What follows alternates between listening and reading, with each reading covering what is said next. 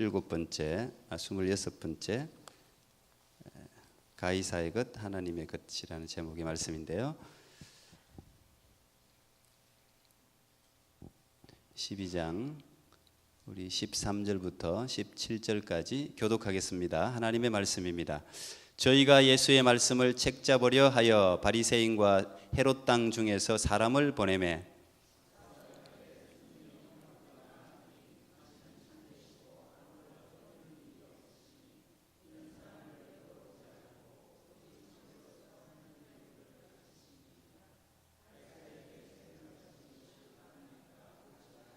우리가 바치리까 말리까 한데 예수께서 그 외식함을 아시고 이르시되 어찌하여 나를 시험하느냐 데나리온 하나를 가져다가 내게 보이라 하시니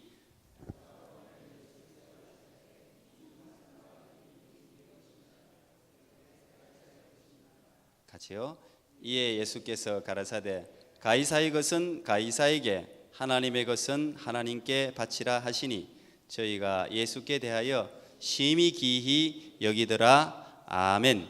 예, 오늘 유명한 말씀이죠. 여러분 잘 아는 말씀입니다. 가이사의 것은 가이사에게, 하나님의 것은 하나님에게. 예, 이런 제목인데요. 우리는 다 그리스도를 믿는 그리스도인 크리스찬이라고 부릅니다.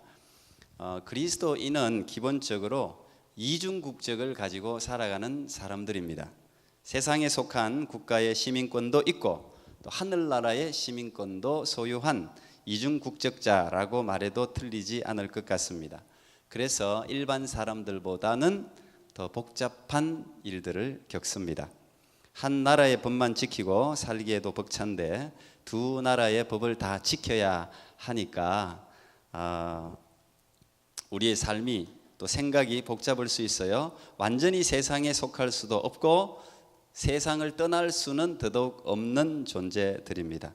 그래서 그리스도인들은 이 세상을 살아가는데 뱀 같은 지혜가 필요하고 비둘기 같은 순결함도 분명히 필요합니다. 성령의 도우심이 확실히 필요합니다. 한시라도 기도하지 않고 살 수 없고 말씀이라는 도회, 영적인 지도를 보지 않고서는 걸어갈 수 없는 삶이 우리 그리스도인의 삶입니다. 우선 그 기본적인 정체성을 우리가 기억하는 게 필요할 것 같아요. 시간이 지금 왜 이렇게 확 흘렀는지 모르겠는데 시간이 너무 없어서 좀 말을 빠르게 제가 전하겠습니다. 오늘은 텍스에 대한 논쟁인데요. 로마에 세금을 내야 하느냐 내지 않아야 하느냐, 굉장히 당연한 질문 같은데 그 시대적 상황을 알면 대단히 복잡한 질문이기도 합니다. 지금 이스라엘은 로마의 식민지 상태입니다. 나라의 주권을 빼앗겼습니다. 로마를 자기 나라라고 생각하는 사람 유대인들은 없을 거예요. 오히려 반감을 가지고 있죠. 우리나라가 식민지 시대가 있었기 때문에 우리가 성경을 이해하는데 우리나라는 참 좋은 장점을 많이 가지고 있어요. 군대 제도도 있고 식민지 경험도 했고 여러 명절도 있고 이 모든 것들이 성경을 이해하는 데는 우리 한국 사람들은 굉장히 장점입니다. 식민 시대를 생각해 보면 쉽게 이해되는 상황인데요. 우리나라에 살고는 있지만 주권이 빼앗겼기 때문에 우리나라라고 말할 수도 없고 일본이라고 말할 수도 없는 그런 지금 상황 가운데 있는 게 지금의 이 유대인들의 상황입니다. 물론 우리 일본 식민 시대에도 친일파, 친일주의자들이 있어서 일본 때문에 돈을 벌고 권력을 얻는 사람들이 있었습니다. 똑같아요. 이 유대 사회에도 로마 때문에 돈을 벌고 로마 때문에 권력의 자리를 차지하는 사람들이 분명히 있었습니다. 그와는 반대로 반로마주의, 반친일주의 자들이 있었던 것 같이 그런 사람들도 있었죠. 오늘 바로 이 반로마주의자와 친로마주의자가 한편이 되어서 예수님을 공격하고 있는 장면이에요. 정말 이해되지 않는 일이 벌어졌습니다. 바리새파들하고 헤롯 땅은 절대 어울릴 수 없는 사람들이에요. 완전히 원수지간이에요. 그런데 오늘 예수님을 넘어뜨리는데 한편이 되어서 지금 하나의 마음으로 예수님을 공격하는 모습입니다. 우리가 이 마태복음부터 시작해서 신약을 이해하려면 반드시 유대 사회에 있었던 분파를 이해하는 게 중요한데, 오늘 제가 다 설명할 시간은 없지만 여러분들이 기본적으로 유대 사회에 있었던 그 당시, 예수님 당시에 있었던 세 가지 분파 계속해서 등장하는데요. 바리새파, 파리시라고 하는 바리새파, 그 다음에 사두개파, 그 다음에 성경에는 정확한 명칭이 등장하지 않지만 에세네파라고 있습니다. 요 세 파를 반드시 알아야 됩니다. 어떤 특징을 가지고 있는지를 알아야 성경을 좀 잘 이해할 수 있어요. 요게 유대 사회에 있었던 종교적인 분파고, 그 외에 정치적인 분파가 있습니다. 그게 오늘 나오는 헤롯 당, 그 다음에 또 젤롯이라고 하는 열심당이 있어요. 제가 좀 설명하려고 그랬는데 시간이 없네요. 오늘 이 중에 유대 종교의 세 분파 중에 이제 바리새파가 등장하고, 이제 다음 주에는 제가 사두개파 설명하고 할 텐데, 하면서 좀 다음 주에 설명을 하겠습니다. 오늘 그리고 이 헤롯 당이 또 등장했는데, 지금 이들은 어쨌든 공통적으로 전체 유대 사회의 정신적이고 영적인 리더들이에요. 백성들의 삶의 방향을 지시하는, 또 인도하는 그런 아주 중요한 위치에 있는 사람들이에요. 그런데 유대 사회의 정신적이고 영적이고 또 권력에 있어서도 지도자인 이들이 하나같이 전부 예수님과 부딪히고 있어요. 예수님은 그 어느 한 분파와도 특별히 친분을 가지지 않고 그 모든 사람들이 다 예수님의 반대편에 서 있어요. 바리새파는 특별히 반로마주의자들이죠. 이들 중에는 로마에 협력해도 된다라고 하는 온건파, 우리가 들어서 아시겠지만 힐렐파라고 하는 온건주의자들이 있고, 그 다음에 로마에 완전히 강력하게 항거하는 샴마이파, 강경파가 존재했습니다. 그들은 로마에 내는 세금도 거부했습니다. 로마라는 나라는 이 세상에 내려진 세속주의 국가다. 우리는 하나님께 속해 있는 신정국가다, 이거죠. 그래서 로마의 세금을 낼 수 없다, 텍스 낼 수 없다, 하나님께 헌금하는 게 낫지 낼 수 없다. 근데 많은 유대인들이 그 고결하게 보이고 거룩하게 보이는 이 샴마이파의 교훈을 많이 따랐습니다. 오늘 여기 바리새파는 이 샴마이 강경파라고 생각하는 게 맞을 것입니다. 이 강경파 바리새파 사람과 또 헤롯 당은 말할 것도 없죠. 이 그레이트 헤롯 1세죠. 헤롯 이름이 많이 있는데, 이 헤롯이 로마에서 아첨하고 사정하고 해서 이 이스라엘을 통치권을 받잖아요. 그래서 왕이 됩니다. 그런데 와서 다스리려고 하니까 만만치가 않습니다. 바리새, 사두개, 에세네파, 바리새파가 그 당시 한 6천 명쯤 됐고 에세네파가 한 4천 명쯤 됐는데 이 사람들의 힘이 강력합니다. 그래서 헤롯이 이 사람들을 갑자기 거부하면 폭동이 일어나니까 서서히 자기 세력을 키웠습니다. 그게 헤롯 당이에요. 오늘날로 이야기하면 뭐 이게 비유가 맞을지는 모르겠는데 노사모, 박사모 뭐 이런 사람들이에요. 정치적인 세력들이에요. 자기에게 힘을 실어주는, 당연히 친로마주의자들이죠. 당연히 이들은 로마의 세금을 당연히 내야 된다고 생각하는 사람들이에요. 그러니까 서로 의견이 완전히 다른 사람들이 오늘 서로 마음을 합해가지고 야, 잘 됐다. 오늘 보니까 예수님께 질문을 하기 위해서 오는데 13절이 이렇게 시작하죠. 저희가 예수의 말씀을 책 잡으려고, 이 말은 이 책 잡는다는 이 헬라어 어원을 보면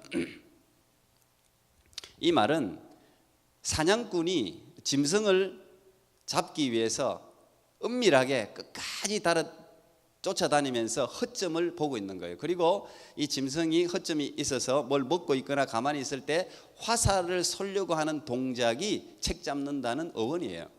그러니까 오늘 이 사람들이 예수님을 가만히 은밀하게 계속적으로 보면서 이 예수님을 넘어뜨리고 결국은 죽이려고 이 유대 사회에서 사장시키는데 한 마음이에요. 제가 이걸 보면 오늘날 정치권하고 똑같아요. 여당 야당이 손을 한번 잡습니다. 서로 아무리 달라도 공동의 적이 생기면 손을 잡습니다. 그래서 그 공동의 적을 제거해요. 제거하고 나면 다시 갈라져요. 똑같아요. 정치 세력이니까 똑같아요.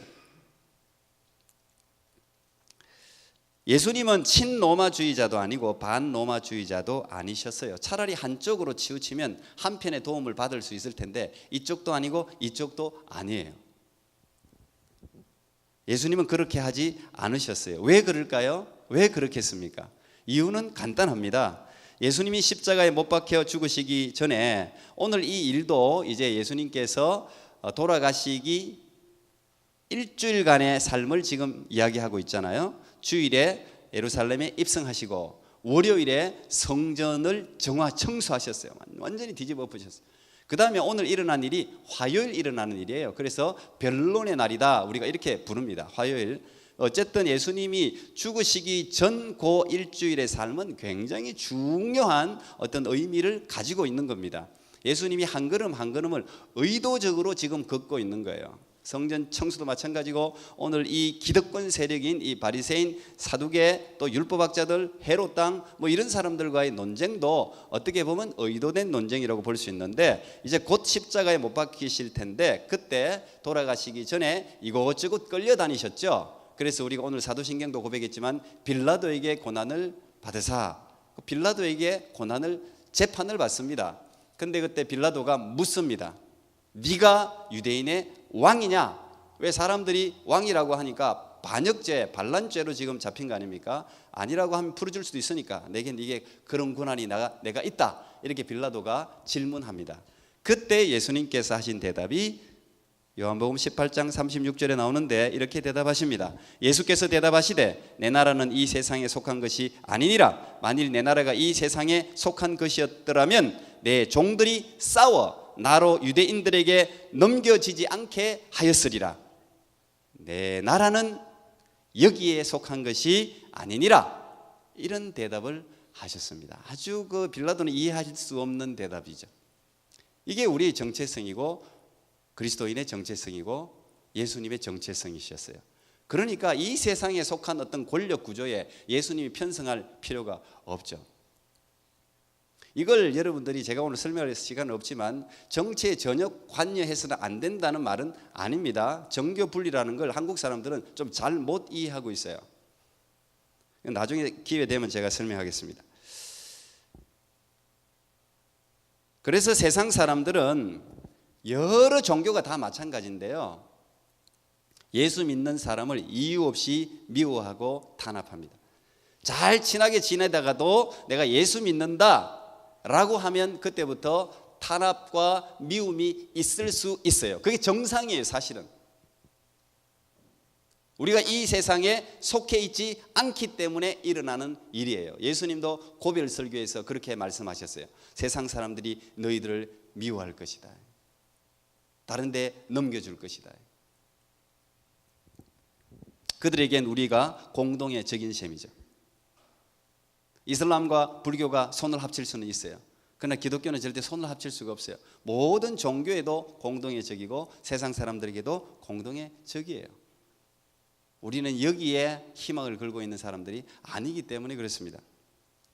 오늘 이 12장은 이런 기득권 세력들과 변론하는 장인데 특별히 기득권을 소유하고 있었던 바리새인, 사두개인, 율법학자, 헤롯 땅 뭐 이런 기득권들과 대대적인 지금 공격을 받고 그들과 대답하시면서 가이사의 것은 가이사에게, 하나님의 것은 하나님에게 이런 이제 대답하면서 유명한 말들이 탄생하는 그런 장인데요. 오늘이 이제 그 첫 번째 논쟁이에요. 세금 문제. 이제 다음 주는 부활 문제. 그 다음 주는 율법 문제, 가장 큰 계명 문제, 뭐 이런 것들이 이제 계속 등장합니다. 예수님은 예루살렘에 들어가시자마자 작정하신 듯이 성전을 가장 먼저 향하시고 성전의 장사꾼들을 전부 다 내쫓으시고 뒤집어엎으시고 내 집은 만민의 기도하는 집인데 너희들이 어떻게 강도의 소굴로 만드느냐고 대제사장이 눈이 시불겋게 해가지고 쳐다보고 있는데 그 권력 앞에서 그런 놀라운 일을 행하셨습니다. 근데 그때만 해도 인기가 너무 있었기 때문에 죽일 수가 없어요. 건드릴 수가 없어요. 아직 때가 되지 않았기 때문에. 오늘 이들이 누굽니까? 바리새인들, 대제사장, 사두개인, 율법학자, 뭐 서기관, 헤롯 땅 이들이 다 누굽니까? 이들은 유대인들의 정신 세계를 지배하는 사람들이에요. 유대인들의 어떤 영적인 세계를 책임지는 사람들이에요. 전부 믿고 따르는 사람들입니다. 리더들입니다. 세상적으로 보면 권력 기득층, 기득권 세력들입니다. 오늘날도 다 이 오픈되어 있고 많이 배우고 해도 백성들은 무지한 것 같아요. 저도 백성이지만 참 어떻게 보면 무지한 것 같아요. 순진한 것 같아요. 아주 순진한 것 같아요.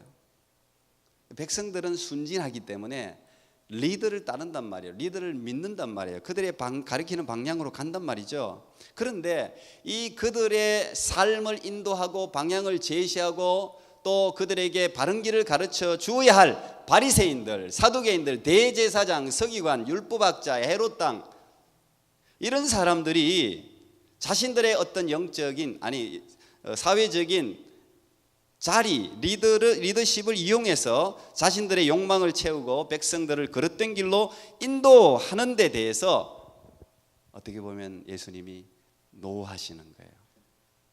신랄하게 지금 비판하시는 거예요. 아니, 책임을 물으시는 거예요. 그래서 너희는 많이 선생이 되지 말라 그랬잖아요. 선생된 자의 책임은 큽니다. 그건 반드시 그거는 무조건 심판받게 되어 있습니다. 오늘 예수님께서 의도적으로 지금 그 영적으로 너희들이 저들을 그 순진하고 무지한 백성들을 바른 길로 인도해야 될 너희들이 저들을 그릇된 길로 인도해서 절망의 구렁텅이로 절벽으로 몰고 가는 이 상황에 대해서 참을 수 없는 거예요. 오늘 거기에 대해서 화를 내시는 거예요. 거기에 대해서 그렇기 때문에 오늘 이들을 향해서 특별히 이들을 향해서 주님께서 책임을 묻고 비판하고 그들을 각성시키는 거죠. 그러나 결국은 그 기득 세력에 의해서 그걸 이기지 못하고 예수님이 그들의 손에 의해서 재판에 넘겨지고 국가 모독죄로 반란죄로 몰려서 사형까지 언도받잖아요. 그만큼 이 세상의 이 권력 이것도 참 막강한 힘을 가지고 있죠. 오늘 우리는 이런 예수님의 모습을 통해서 책임 맡은 자의 받을 벌이 얼마나 지대한지 우리는 조금 느낄 수 있는 부분입니다. 오늘 이 세금 문제인데, 세금은 지금도 백성들이, 국민들이 가장 민감하게 생각하는 거예요. 여러분, 세금 뭐가 몇 프로 올랐다, 자기 살 거는 그 비싼 돈 주고 사도 세금 내는 건 아깝잖아요. 모든 나라가 다 똑같아요. 이게 아주 민감한 사항이에요. 이 AD 65년부터인가 이제 체계적인 로마에 대해서 항거하는 운동이 유대 사회에 일어납니다. 물론 여러 가지 배경이 있는데 그 중에 중요한 배경 중에 하나가 이 세금 문제였습니다. 로마가 부과하는 세금이 너무 많다. 우리는 절대 이 세금을 이렇게 낼 수 없다는 거예요. 원래 이 세금은 63년부터 유대인들에게 이 로마 사람들이 조공을 요구했는데, 오늘 이 이야기되는 이 텍스는 인두세입니다. 그러니까 남자는 14살부터 65세까지, 여자는 12살부터 65세까지 이 인두세를 한 데나리온씩 내게 했어요.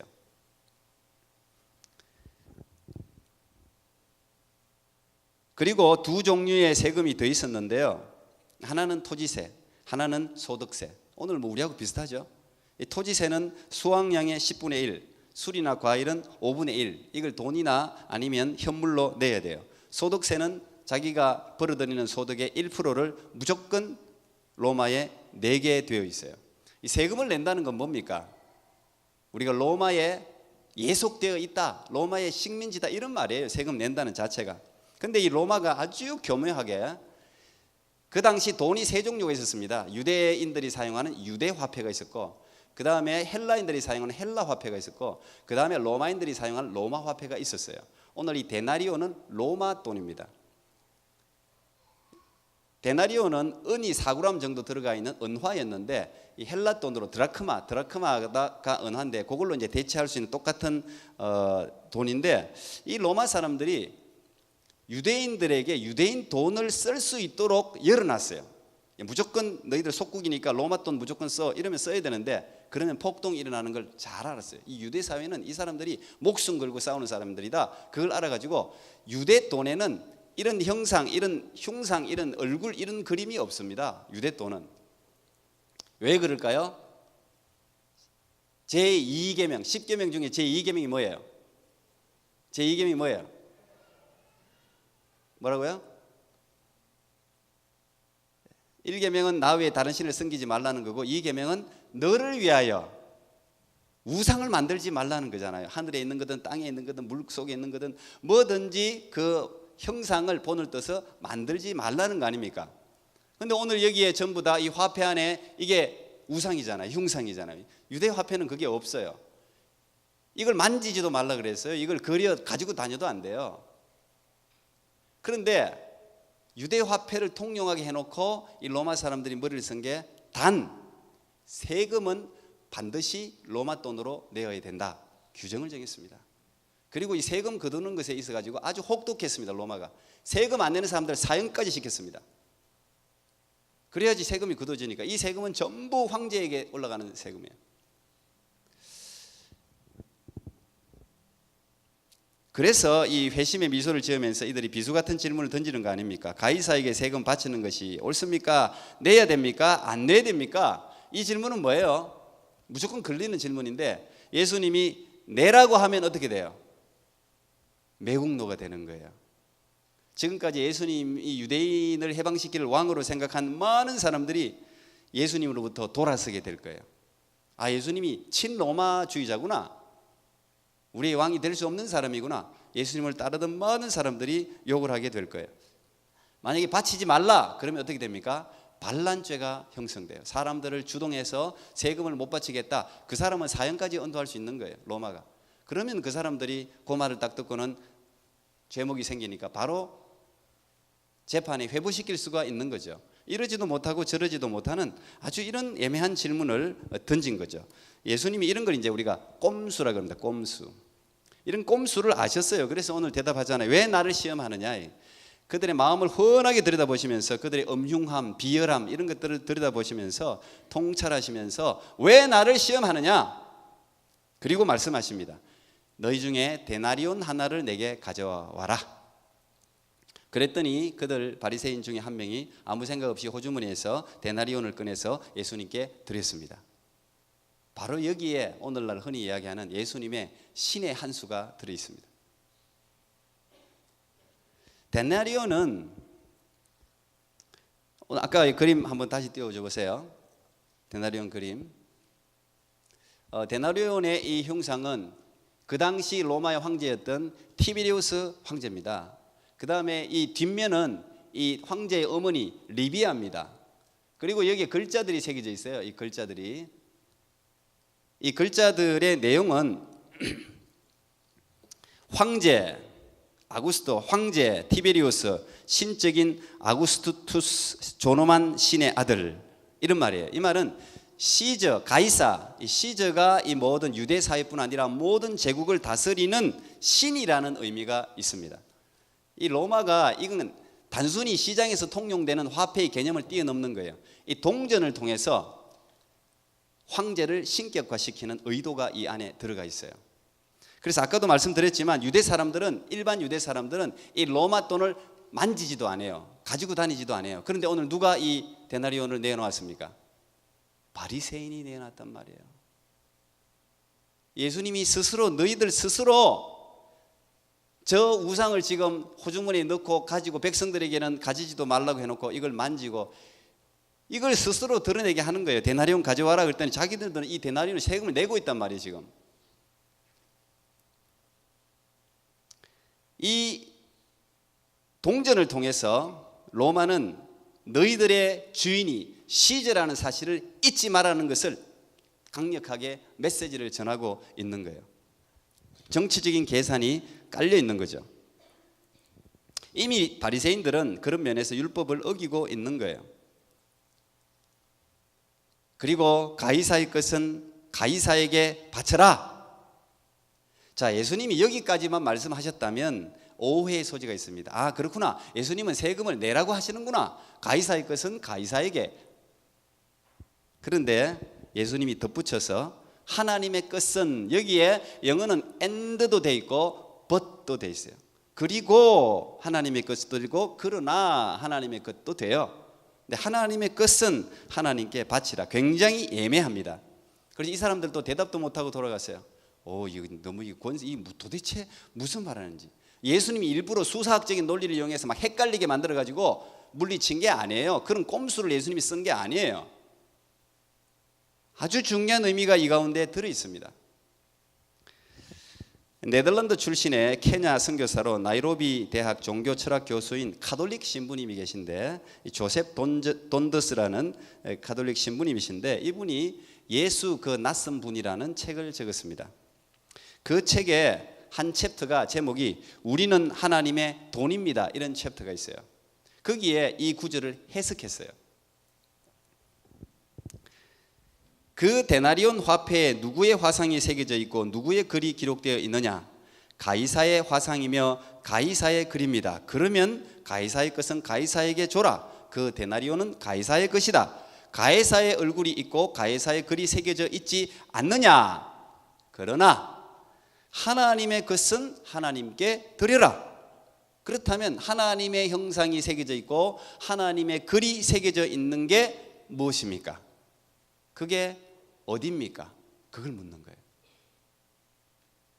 조셉 돈더스 신부님은 말하기를 하나님의 형상과 하나님의 글자가 새겨져 있는 곳은 바로 당신이다, 너와 나이다, 이렇게 대답했어요. 그래서 제목을 당신은 하나님의 돈입니다, 이렇게 잡은 거예요. 무슨 말이냐? 아직도 잘 지금 이해 못하시는 분도 계신데, 창세기에 보면 하나님이 우리를 하나님의 형상으로 지었다고 적혀 있어요.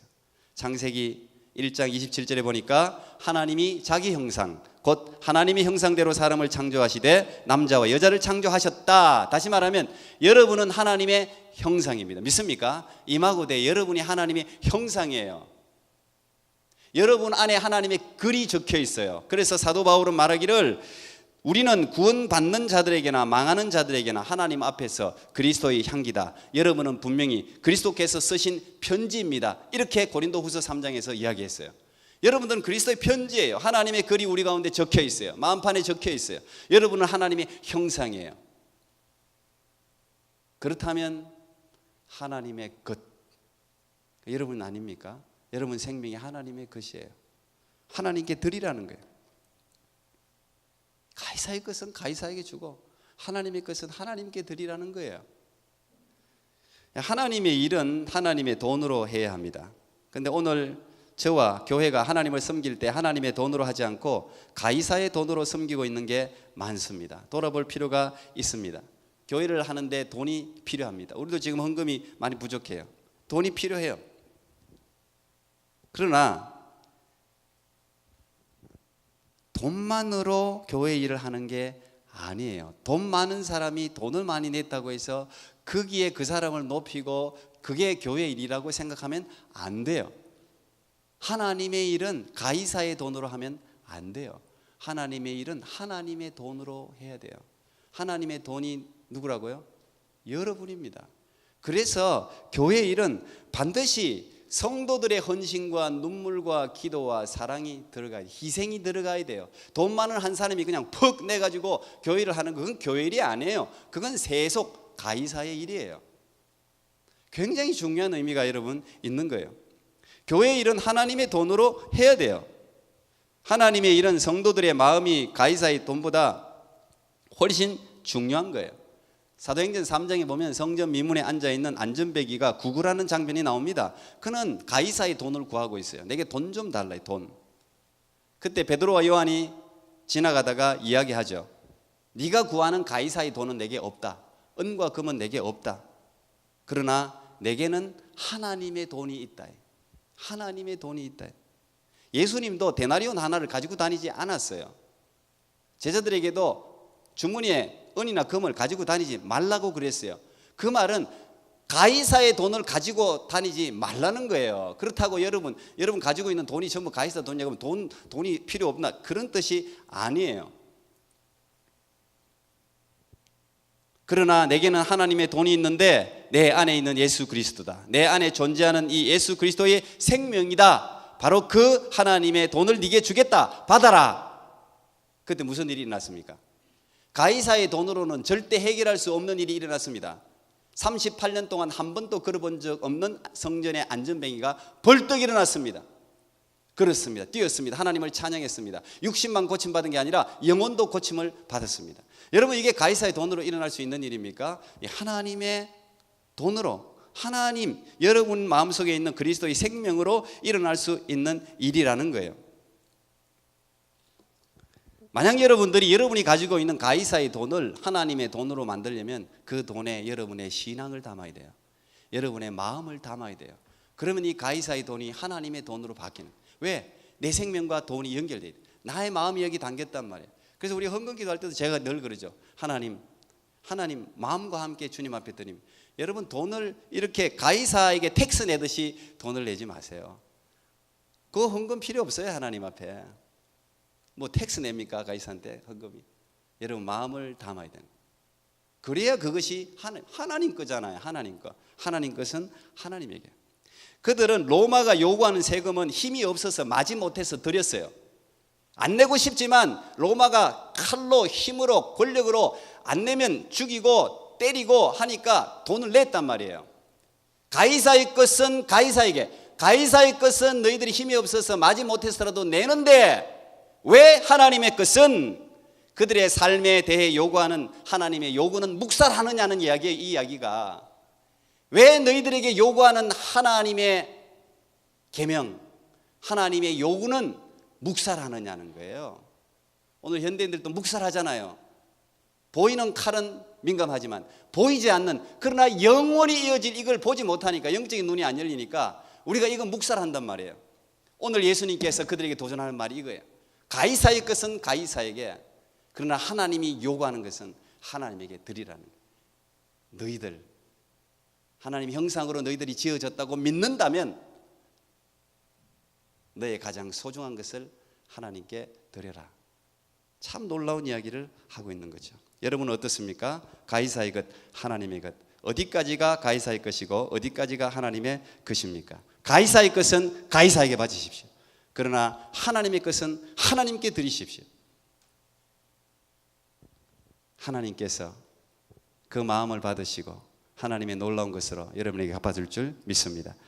하나님 감사합니다. 가이사의 것, 하나님의 것으로 오늘도 함께 말씀을 나누었습니다. 하나님, 우리가 이 세상을 살아가면서 여러 가지 헷갈리는 게 참 많고 어떻게 행동해야 될지 모를 때가 많습니다. 하나님, 우리는 다 하나님께 속해 있는 사람들입니다. 하나님, 이 세상을 살아갈 때 지혜 주시고 성령 충만 주셔서 하나님, 우리에게 가장 좋은 것을 주시는 그 하나님께 우리도 가장 좋은 것을 드릴 수 있는 믿음을 우리 모두에게 허락하셔서 주님이 우리 안에 허락하신 그 놀라운 권능과 자유를 누리는 하나님의 사람들이 되게 해 주옵소서. 예수님 이름으로 기도하옵나이다.